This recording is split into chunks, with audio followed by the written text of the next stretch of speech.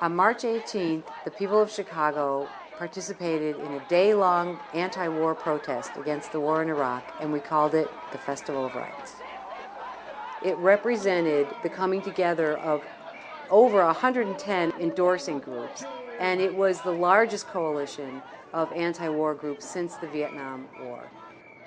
Our message on March 18th was pretty simple, by design, so that people can remember it. It was, and still is, end the war and occupation, troops home now. And that's really what we need to say and what needs to happen. This war has been going on for too long. It never should have started. It was an illegal, immoral war based on lies. Our government lied to us. There was never an imminent threat. There was no reason to do this.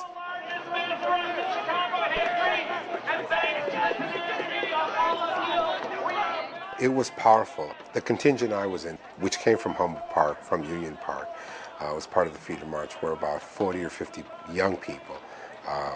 But just in the sea, there was this amazing energy that was very, very positive.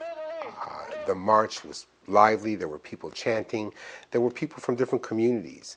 I think one of the most important thing was not just that it was orderly and that there were no arrests made at the end of the day, but the fact that people were there for a purpose. And you could see young and old, gender mix, from different communities. It was a very powerful thing.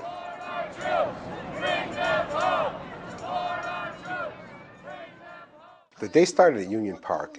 It was cool, it was sunlit, wasn't that cold, but it started in such a good way because at 3 o'clock you had all the feeder marches converging and the rally started. And Linda Beckstrom, Cliff Kelly, and Michelle Morales were the co-MCs. They started off with Juan Torres, the father of one of the soldiers. His son died in Afghanistan, and he became part of Military Families Against the War. But it was such a good feeling to see everybody cooperating, not just from different communities, but different left groups. Those were the positive things, that the way we should have started the rally, and we did.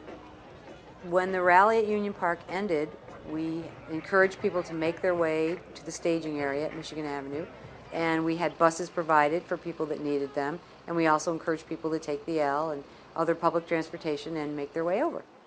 Then we started gathering in the school, the elementary school parking lot, Ogden School, at State and Walton.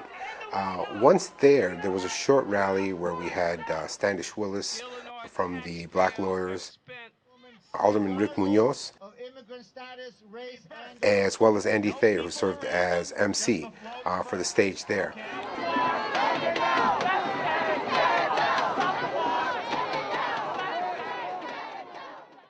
The feeling for so many of us on Michigan Avenue on March 18th was a feeling of triumph, and it just sort of went through you like electricity. You know, it was an incredible feeling, and every step past Chicago Avenue was a step of victory. It really was, because that's where the stuff happened, and that was where the brakes were put on, and we really were denied our civil liberties for the past 3 years. And then suddenly there we were, and we were marching on Michigan Avenue, and nobody was stopping us, and nobody was hassling us, and the police really couldn't do anything about it.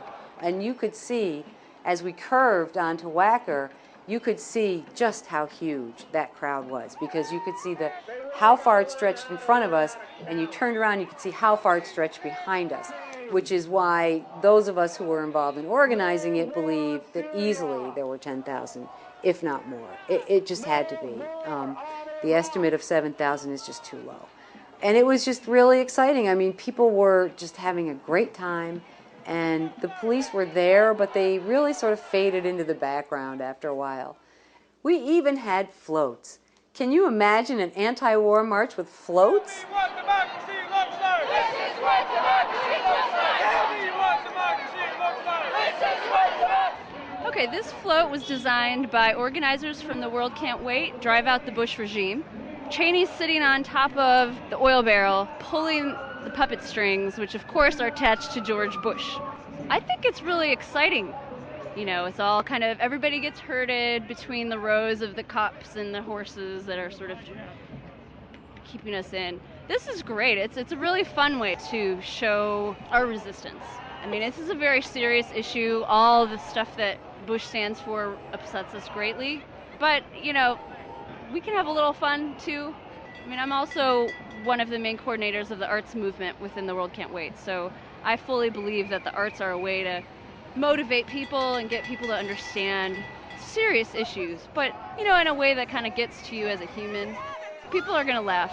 They'll enjoy seeing Bush and Cheney. Tell me what democracy looks like. This is what democracy looks like. Tell me what democracy looks like. I thought that it was key that we were able to unite the two, both Union Park and Michigan, because number one, they each achieved different things. And Michigan Avenue was important because it was sort of the culmination, the coming home of, after 4 years of struggle, the right to march down probably the most widely viewed street on a Saturday night in Chicago. It's the Gold Coast, and it's very expensive real estate.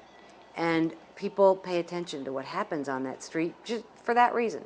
You had people from Bloomingdale's coming out, from Starbucks coming out, and they were pro-peace, and that was so important. It's important to the press, you know, I mean, which is part of the reason we've been denied access to that street, is because the whole world is watching what happens on Michigan Avenue.